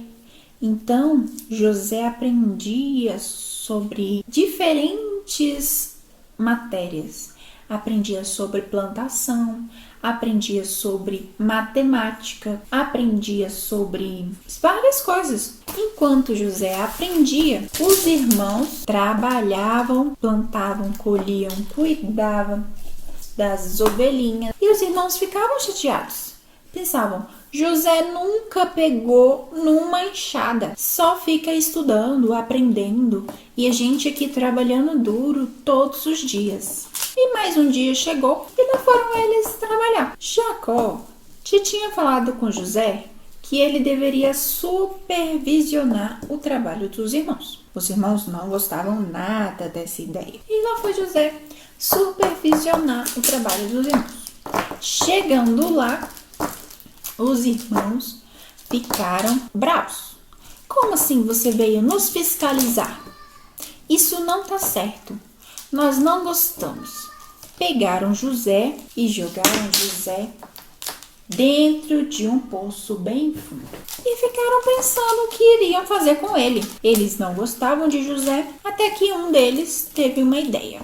Já sei, vamos vender José para ser escravo. Sim, e a gente pega as roupas dele, suja de sangue e leva para o nosso pai. Lá a gente fala que ele morreu, que um lobo atacou ele, que ele não sobrou, que ele morreu. Tá, todos concordaram, então eles pegaram, receberam muito dinheiro e venderam José para ser escravo. José foi parar no Egito. Lá ele foi escravo, foi vendido como escravo. Quem comprou ele foi um homem chamado Potifar. Potifar comprou José. E José começou a trabalhar na casa de Potifar.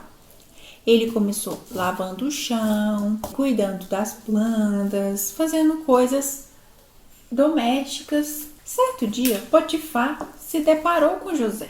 Potifar e sua esposa se deparou com José. Por fim. E José estava lá limpando.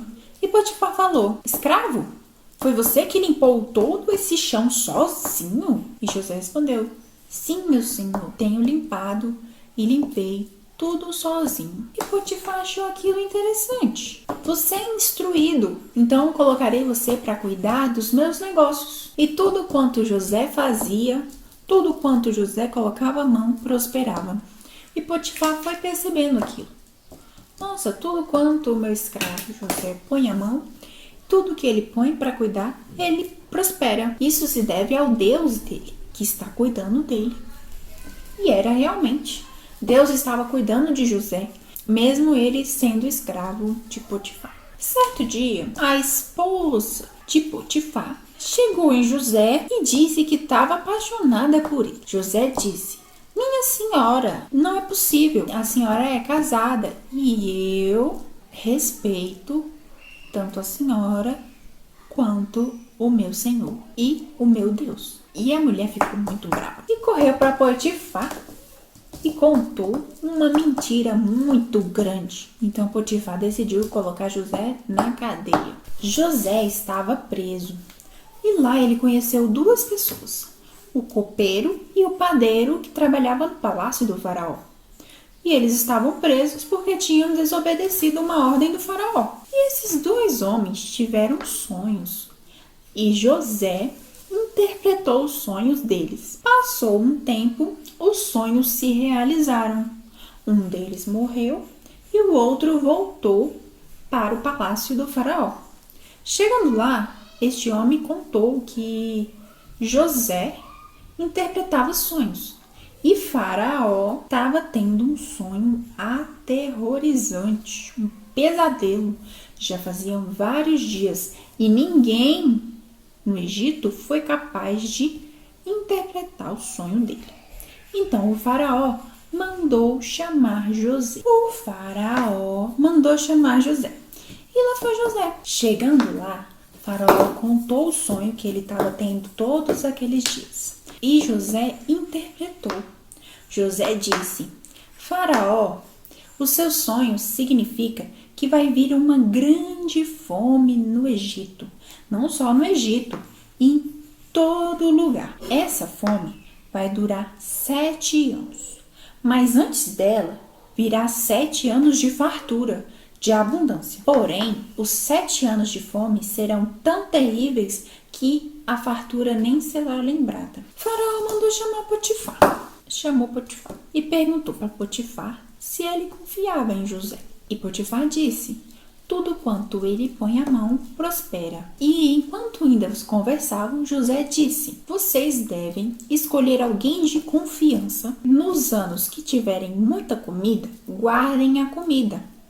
Depois, quando estiver o tempo de seca, distribuam a comida de volta ao povo. E aí, Faraó achou aquilo muito interessante e decidiu nomear José como o governador para lidar com aquele momento todo. Então ele deu autoridade para José governar sobre o Egito. E José governou. Construíram vários armazéns e as pessoas iam trazendo a comida.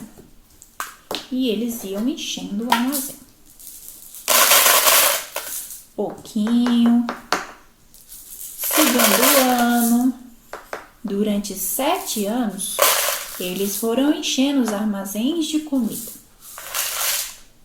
até ficar super cheio. E aí veio a grande fome. Adivinha quem foi até o Egito procurar comida enquanto estava com a grande fome? Os irmãos de José foram comprar comida. José logo os reconheceu. José perdoou os seus irmãos porque Deus não perde o controle de nada. E José sabia que Deus estava no controle de sua vida, que Deus era fiel e que Deus estava cuidando dele. José perdoou os irmãos, assim como nós devemos perdoar aquelas pessoas que nos magoam, assim como nós devemos perdoar aquelas pessoas que nos entristecem, porque nós também entristecemos. Não perdoar somente porque nós também erramos, mas perdoar como um ato de amor. Como Cristo nos ensinou a perdoar, nós devemos perdoar. Assim como José perdoou os irmãos que jogaram ele num poço, depois venderam, que não gostavam dele. Mesmo assim, José os perdoou, mesmo depois de todo o sofrimento que ele passou. Agora, eu quero convidar você a pegar uma folha branca e escrever nome de pessoas que te magoaram ou o nome de ações que essas pessoas fizeram que te magoaram, alguma coisa que ela fez, por exemplo. Eu fiquei triste porque o meu irmão brigou comigo. Então você vai escrever: meu irmão brigou comigo. Caso você não saiba escrever, você pode pedir para sua mãe escrever, o seu pai, o seu irmão mais velho ou outra pessoa da sua família. Mas tem outra solução, que é a que eu vou fazer agora. Você vai desenhar algo que te magoou e que você ainda não perdoou a pessoa. Você vai desenhar. É um desenho bem bonito. Eu vou desenhar, tá? Espere aí. 2 horas depois. Aqui o meu desenho. Aqui sou eu. Eu estou triste porque eu tinha guardado na geladeira um pedaço de bolo. E aí o meu esposo comeu. E aí depois, quando eu fui lá, linda, pegar o meu pedaço de bolo que eu tinha guardado, tão gostoso do aniversário, não tinha mais nada. E eu fiquei bem chateada com ele. Mas, agora que a gente desenhou, que a gente ficou magoado, é a hora da gente orar. Vamos orar? Fechem os olhos. Senhor Jesus, muito obrigada por esse dia. Nós agradecemos pela vida de cada um de nós. Obrigada pela nossa família. Obrigada pelas nossas vidas. Senhor, nesse momento, queremos pedir que o Senhor esteja nos ajudando a perdoar aquelas pessoas que nos magoaram. Perdoa, Senhor, os nossos pecados. Perdoa, Senhor, as nossas falhas. Senhor, esteja conosco em todo momento, assim como o Senhor esteve com José. Cuide de nós e supra todas as nossas necessidades. Em nome de Jesus. Amém. Amém? Vocês vão pegar o desenho daquilo que vocês ficaram chateados e vão perdoar.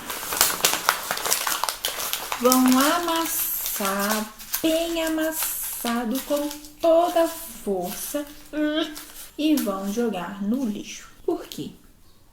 Nós devemos perdoar aquelas pessoas que nos magoaram.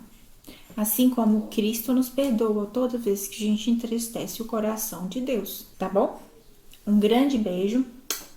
Vamos ficar com essa música.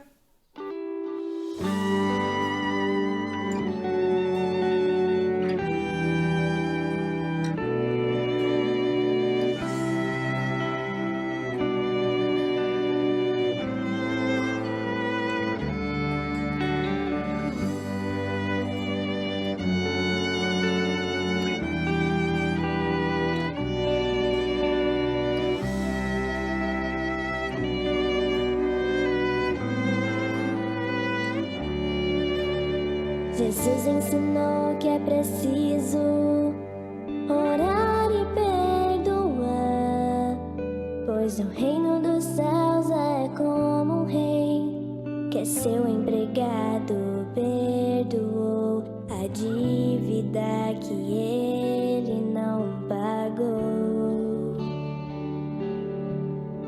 Jesus ensinou que é preciso orar e perdoar, pois no reino dos céus é como um rei que seu empregado perdoou a dívida que ele não pagou.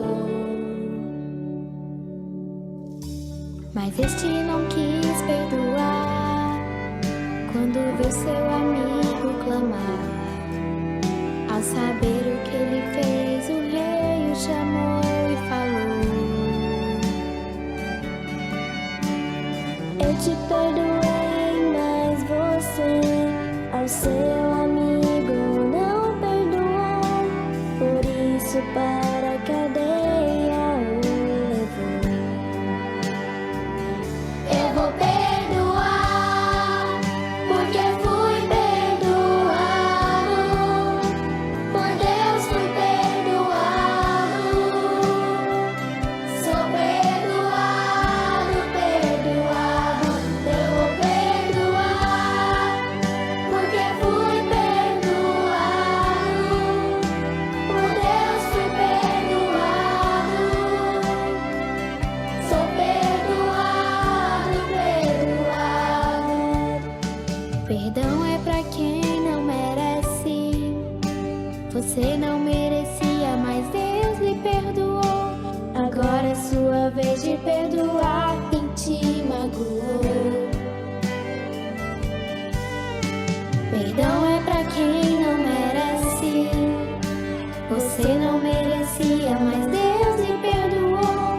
Agora é sua vez de perdoar quem te magoou.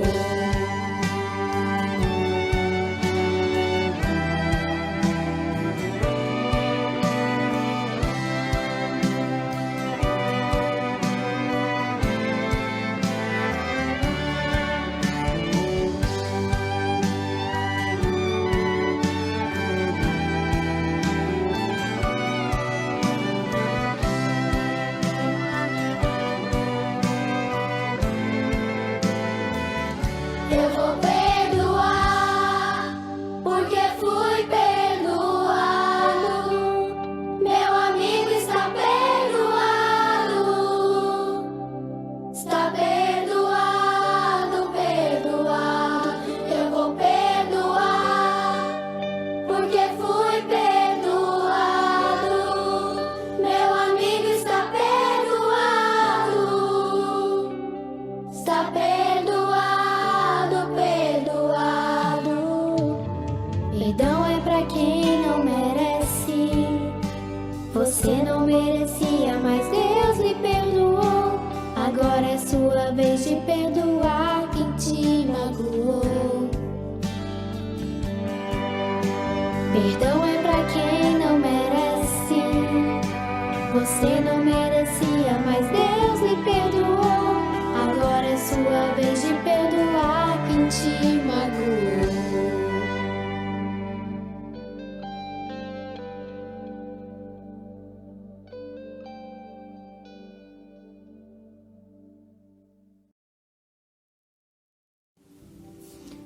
Bom dia, irmãos. Bom estarmos juntos mais uma vez na Escola Bíblica Dominical.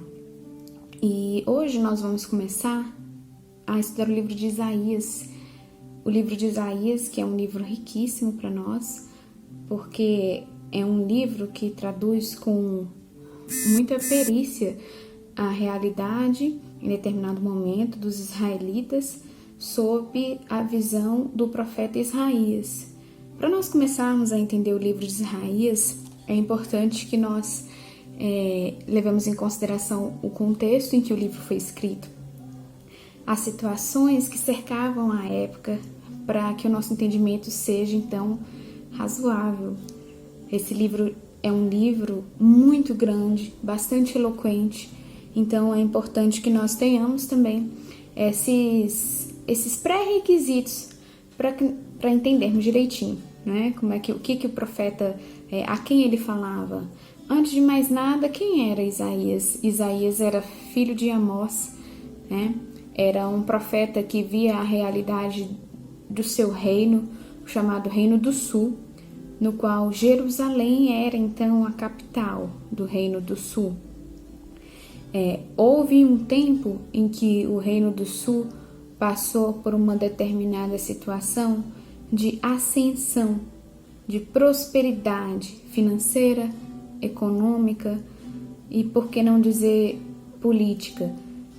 E essas questões nunca podem ser desassociadas quando nós fazemos um estudo também desses livros da Bíblia, porque esses contextos históricos, econômicos e sociais são muito importantes para a gente perceber a denúncia que era feita pelo profeta. O profeta Isaías, ele foi contemporâneo de vários reis ali na época desse Reino do Sul. O rei Uzias, o rei Jotão, o rei Acás, o rei Ezequias e o rei Manassés, por fim. Dentro desses reinados, nós podemos dizer que nos 3 primeiros houve uma prosperidade. O Reino do Sul ele estava em ascensão, né? Ele estava numa crescente. E o que aconteceu nessa prosperidade também foi narrada pelo profeta. Também foi deslumbrada pelo profeta. E a gente encontra no livro de Isaías quais foram as recomendações para o povo naquela época.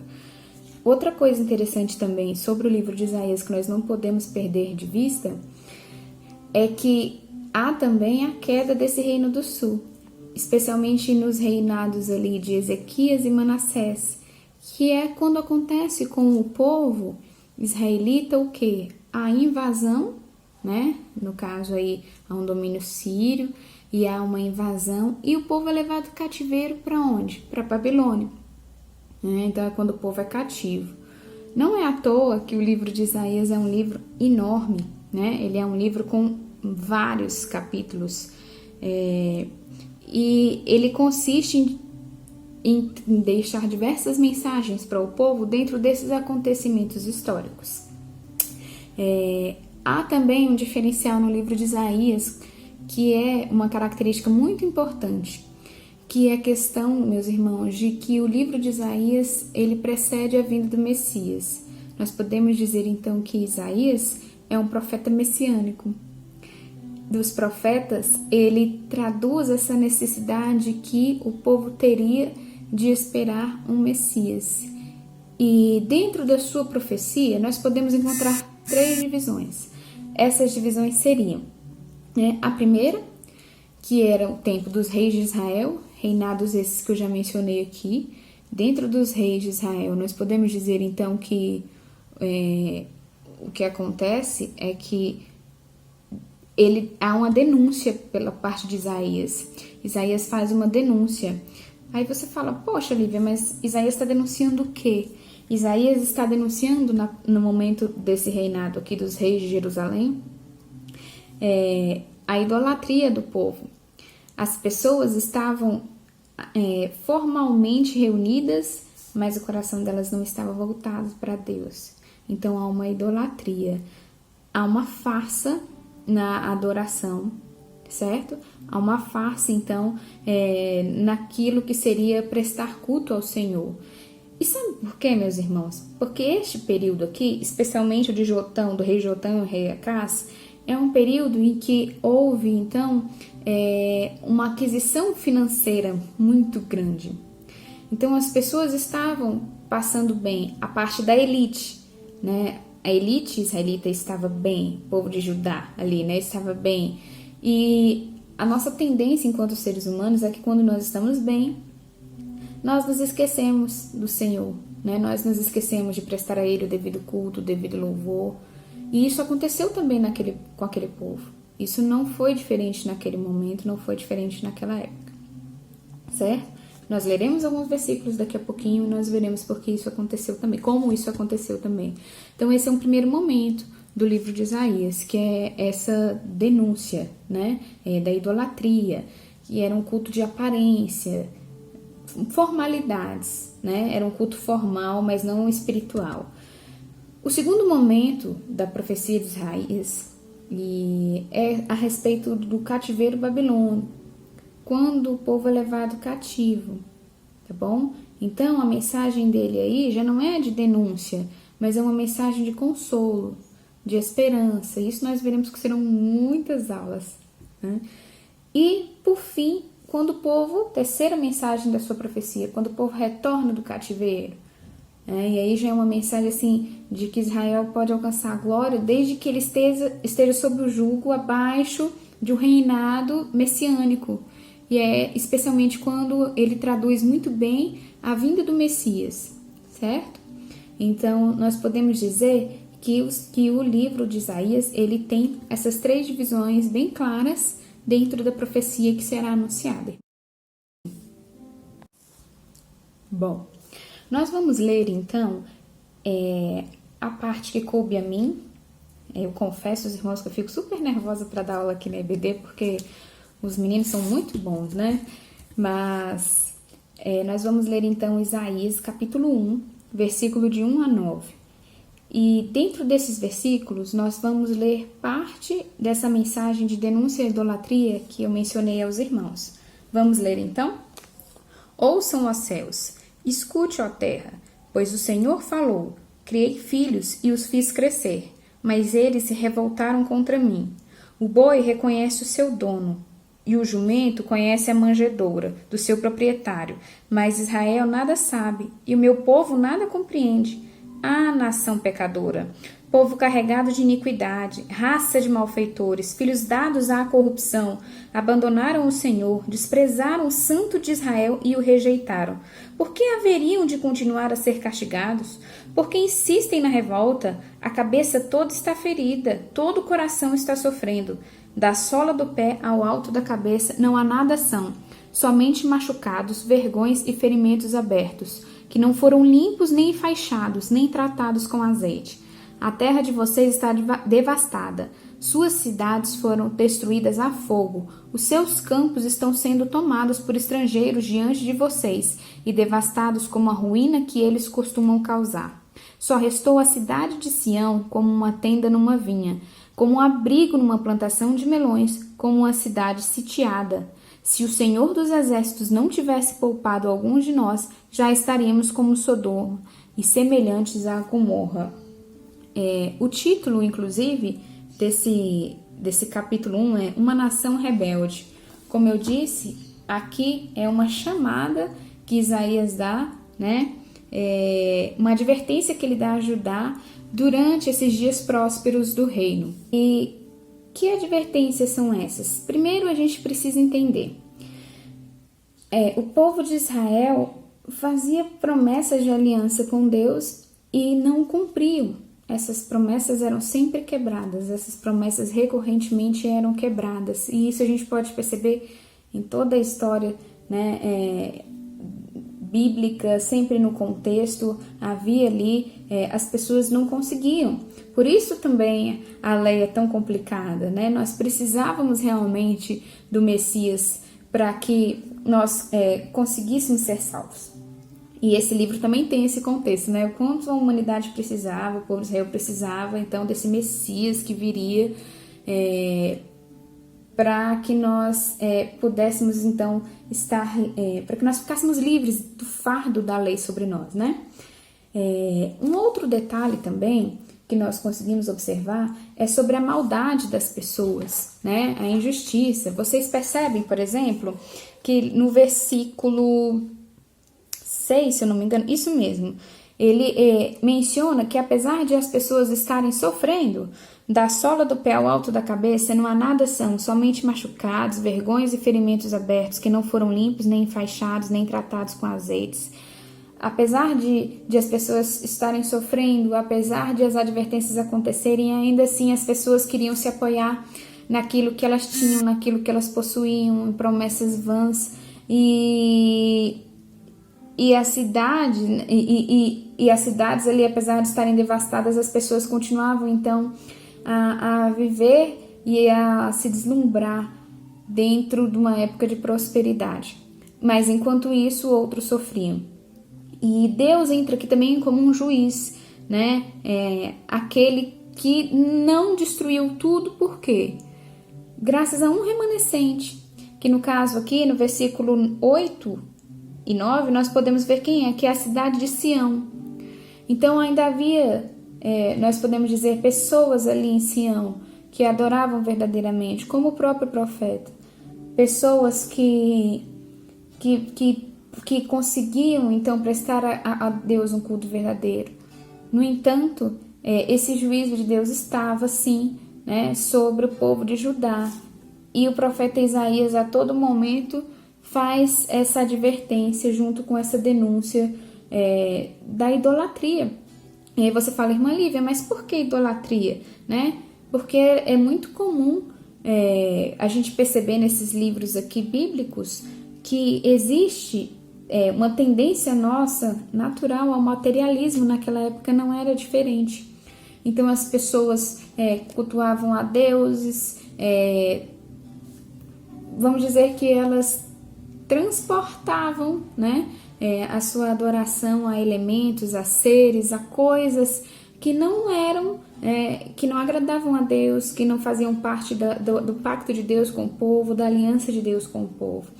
Então, assim, isso nesses versículos nós percebemos muito bem, que existe um juízo, que Deus não está feliz com a situação do povo e que Isaías faz essa denúncia. Então, ele faz essa denúncia da idolatria nessa época também dos reis, e os irmãos vão ver isso também conforme nós formos avançando nas lições.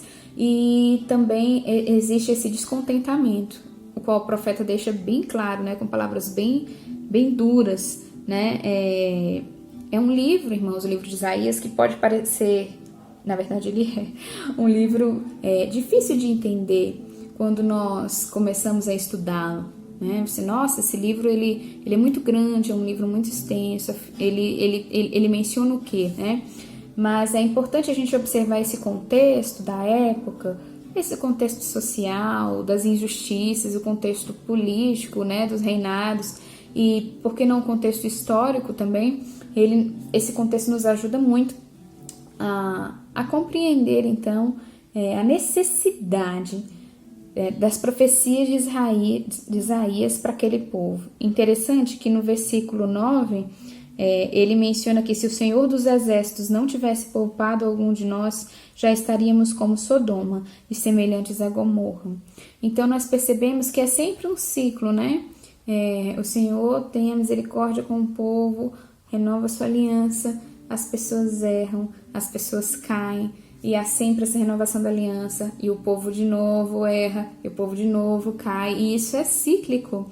E não haveria, então, como acontecer algo, senão diferente à queda, se o Messias não tivesse vindo a nós. Mas isso vou deixar para os meninos explicarem, se virarem lá na frente. É muito interessante, então, como Isaías, desde o início, ele já vem entrelaçando, a humanidade, no caso aqui, o povo de Judá, os israelitas, esse declínio moral, esse declínio, a injustiça, a corrupção. E é interessante também que nós façamos essas reflexões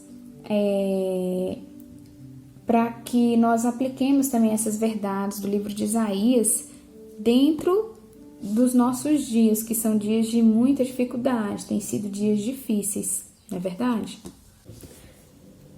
Para nós terminarmos, e nós vamos caminhar devagar realmente com o livro de Isaías, eu gostaria de deixar então algumas reflexões que a mim falaram e eu penso que são importantes, A ideia da Escola Bíblica Dominical é que nós aprendamos, que nós nos debrucemos na palavra do Senhor, e a IBD é para isso, meus irmãos? Mas algumas reflexões também são interessantes. Quando nós pensamos que não existe esperança para a situação daqueles israelitas, porque muitas vezes nós lemos a Bíblia e pensamos assim, nossa, como eles eram capazes, como eles podiam, tantas alianças feitas e quebradas. Quando nós pensamos na realidade dos israelitas daquela época, na verdade nós pensamos em nós mesmos, porque nós quebramos várias e várias e várias vezes alianças que nós fazemos com Deus. né? Nós temos tantos momentos, muitas vezes até de introspecção, olhamos para nós mesmos e somos levados ao remorso, muitas vezes ao arrependimento, e falamos, Senhor, eu preciso mudar isso. E infelizmente em alguns momentos nós quebramos sim, né, alianças que nós fazemos com Deus. E então aquelas pessoas são retrato também da nossa realidade, né, do nosso relacionamento com Deus. Como é que nós podemos alimentar o nosso relacionamento com Deus? Como é que nós podemos prestar um culto verdadeiro ao Senhor?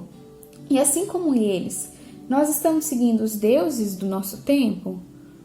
Aquelas pessoas foram exortadas, o profeta não passou a mão na cabeça delas, né?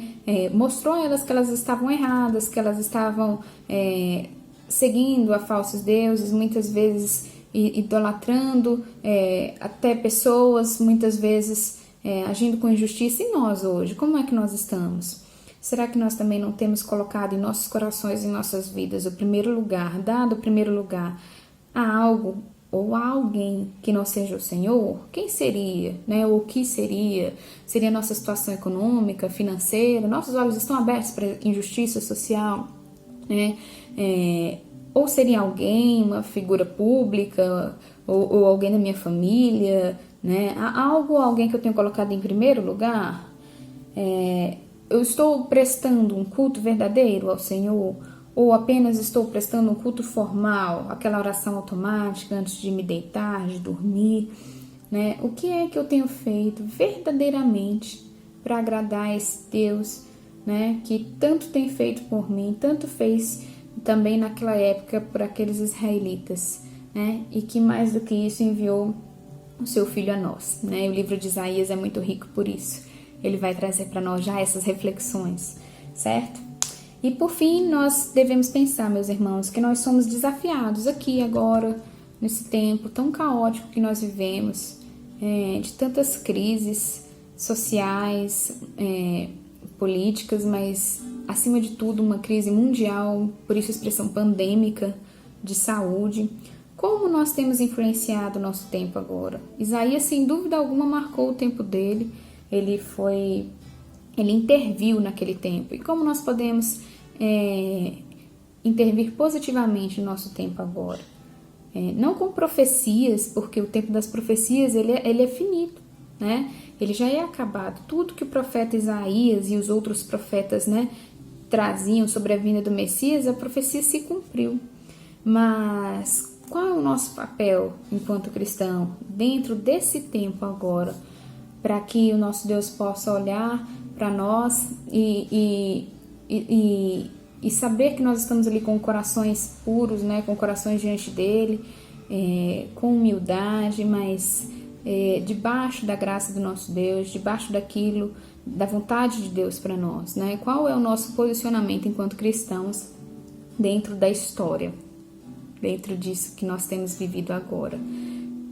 E nós, então, precisamos desse posicionamento, amém? Um bom dia para os irmãos, um bom domingo, e que a nossa semana seja uma semana que nós possamos refletir naquilo que a palavra de Deus tem dito a todos nós, amém?